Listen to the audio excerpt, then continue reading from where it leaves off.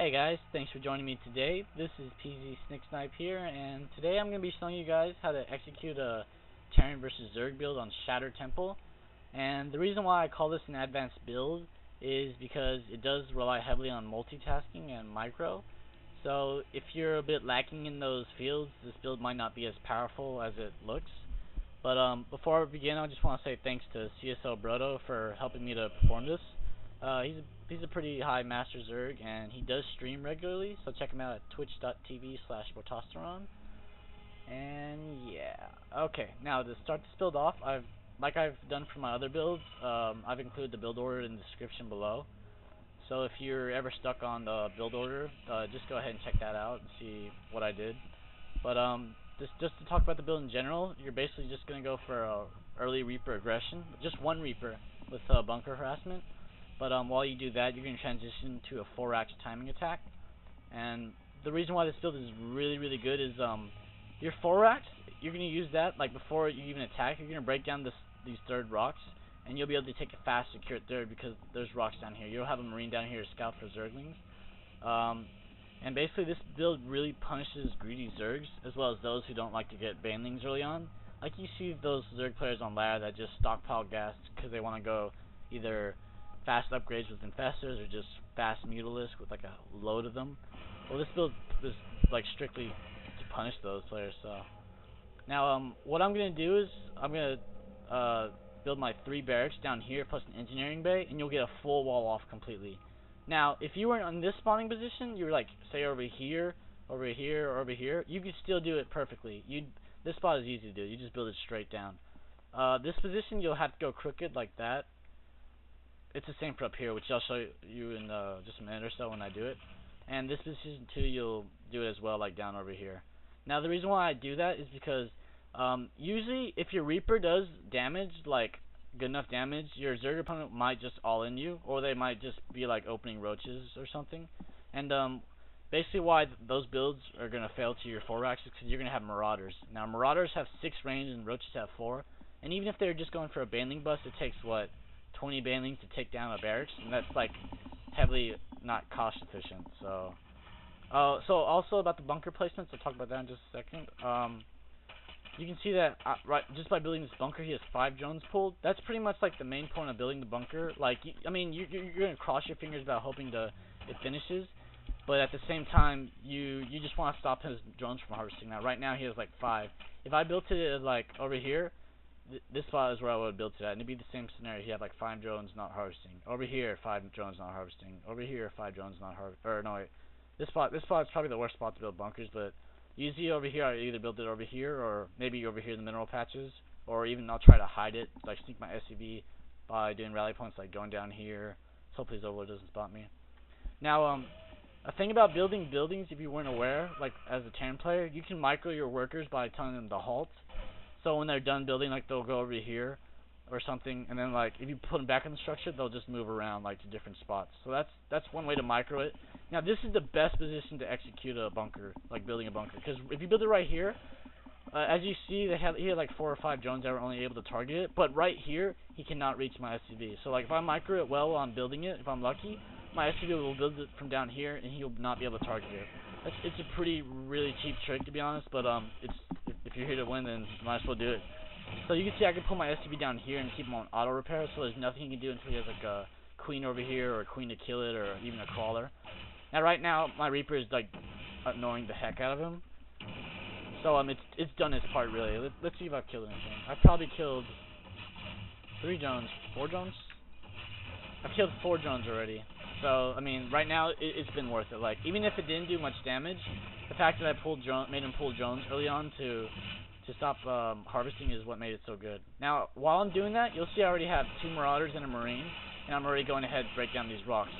And before I got my expansion up, I went ahead and started researching Stim Pack, because you're gonna need your upgrades when you do your attack before. It's gonna hit before 10 minutes, of course. I think around 9 minutes maybe.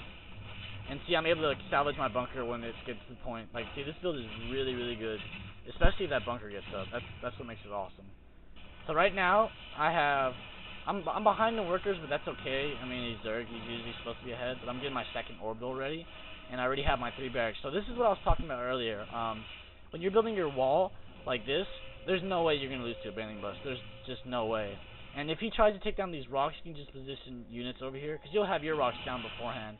Now, the thing to know about these backdoor rocks is that, I believe in some areas, actually I believe in all 3 areas, or no, both areas, I'm sorry, that your Marines can't target all the zerglings. So, like, if your Marine's over here, you won't be able to hit over here. Like, I believe there's like a spot, some of the weak spots where like Marines can't. So, but if you have a Marauder, you'll be able to hit all zerglings over here.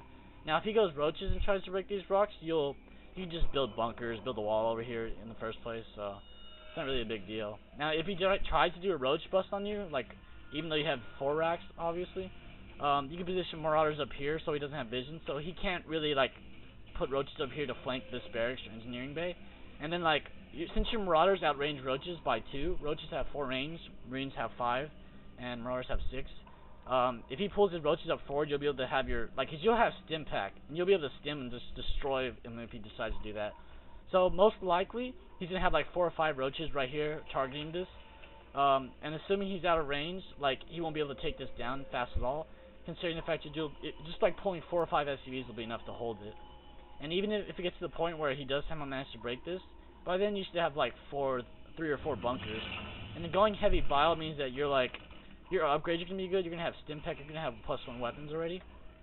But oh, another thing about upgrades is if you know your opponent is like a greedy Zerg player, or if he just prefers going like mass Ling, like whatever Stefano style, I would say you could get +1 armor instead of weapons, because if you think about it like this, if you're able to block his Zerglings, like say they're up on the ramp or something, like with your Marauders, so your Marauders tank the hits, your Marauders will have 2 armor, and that means that basically Zerglings will do 3 damage per hit if they don't have any upgrades. And what that means is that basically it'll take 42 hits from a Zergling just to kill a Marauder. So if you position your Marines behind the mirror lines, you have Marauder right here, Marauders right here, Marauders right here, his Zerglings won't reach you. That's why if you know your opponent's going Zerglings, from either experience or you're just gonna go with go guess, it'll probably destroy him, honestly, or it'll do a significant amount of damage. And if it does significant amount of damage, just expect that they'll probably all in. Now, as I'm about to push into his expansion, I'm already going to take my I'm taking 3 gases. So as soon as this push like either succeeds or fails, usually it's not supposed to kill them, I think, but if it doesn't kill them, then I'll be able to get my 2 factories up. That's what I like to follow up the 4 racks with. And you can see that I've already started building depots over here so I can get my reactors up.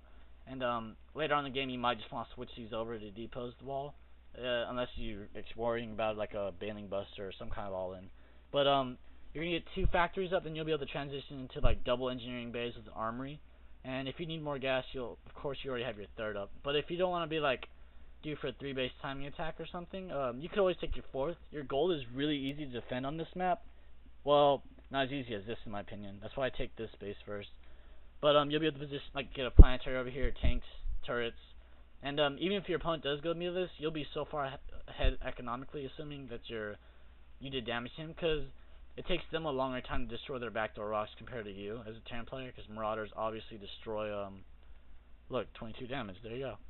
But, so let's just see how this push engages. Now, I didn't scanner send the SCV or a Marine ahead. I really do recommend you send a unit up ahead just to scout around, like, or even over to the side, because usually if they know you're doing this, I'm pretty sure he scouted me. He probably had a Zergling at the watchtower. I wasn't paying attention, but they'd usually try to do a flank with like banelings and Zerglings, so like they'll sandwich your army. But if you're like really careful about this, like you send an SCV over here and an SCV up ahead, and you should be able to expect that and like maybe go over take care of this army first or something, or chase them away even, or even if you can't catch this army or something, you can just like return back to your base, because your opponent's probably just like wasted a lot of gas on banelings and law larva on Zerglings and such. And like I said, you'll be ahead because they don't have their 3rd yet. Even if they did break their rocks down, and I doubt they would by now because the push is coming. They know it's coming. So, but yeah, so this build is like very easy to transition out of. You can even keep this barracks up front if you want to be safe, but and just stick on your 3 bases for a while. So, because like a 3 base Terran against like a 2 base Zerg, they'll get their 3rd probably after you, honestly, most cases. it's really hard for the Zerg player to win, especially on a Shatter Temple. You could just like do a slow tank push. That's when I would recommend like you would use Barracks to wall off. If you're just gonna go for a slow push, like slowly inch by inch, like with like tanks and Marines. On this map, it's really good because you'll have control of the watchtower and you'll be aware of everything. The only way they can attack you is from straight here or like maybe Nidus or Overlord drops or Mutalisk. But I would say you have your base. You should have your base like pretty secured with turrets and such after 10 minutes. Because after this push, you know their Mutalisk should be slower. Unless they HUDs your push off with just crawlers and zerglings, which that really shouldn't happen, to be honest. But yeah, so you just build turrets like over here, here. You can build a turret down here if you want, or even a bunker, honestly. And yeah, so this build is like very easy to secure your bases, tech forward too, and it can deal a lot of damage like what we're about to see right now. So you can see he doesn't have a lot of units right now, but even if he did, I mean this build's already definitely going to deal damage. Like his banelings don't have speed, so if my micro is perfect, then I could just run my Stim Marines away and kite his banelings. Like you can see I'm pulling my Marauders up for it. This is what I was talking about, like blocking off his zerglings and banelings and stuff, or using Marauders to tank the damage. Like see, he has all these zerglings, but look how slow they kill this Marauder. Imagine if it had +1 armor. While he's doing that, my Marines are able to just like clean up the space over here. So I mean, even if he did stop this push, I'm already on 3 bases. I'm about to get my 3rd orbital anyways. Normally you'd expect the 2 factories to be down by now, but still, it's over. I mean, no need to try. So yeah, basically, just to sum up this video, like if this push fails, it's nowhere near all in. You're gonna have your 3rd up. You'll be getting double factories unless you decide to go pure bio for whatever reason, or you can just go for a 3 base timing attack, or just get a 4th fast gold. And from here on out, like if you're gonna start playing greedy, just be really defensive, because I'm gonna assume your build did some type of damage, whether on drones or just like forced a crap load of zerglings, slow down their Mutalisk tech or infestors or 3rd and 4th even. But so the only things you have to worry about is if they have infestors or if they're sorry guys, I just paused for a minute. I was saying something about what you have to worry about. Oh, infestors, and basically if they just have like a 2 base all in. Usually 2 base all ins are like really simple to stop. So yeah, that just basically concludes this video. I might put up another video demonstrating this build against like in a longer game, so you can see how I transitioned out of it.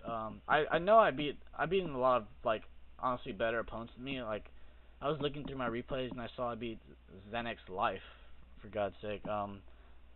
So this build is, I guess, pretty overpowered on this map, because I mean most Zergs already.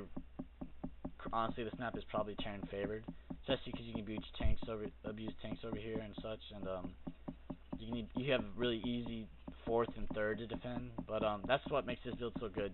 It's aggressive, but it's also greedy at the same time. You can tech up, you can get your expansions up, get a big army out, and destroy the Zerg. And yeah, so thanks for watching, guys. I'm gonna make some more videos, of course. I'll see if I'll make some Zerg videos. I noticed I have nothing for Zerg really besides that Roach Bro micro. So stay tuned, guys. Please subscribe and like if you like this video. And if there's anything you guys want to see in specifics, just comment or send me a message on YouTube. And thanks for watching, guys. This is PZSniXSniPe, and see ya.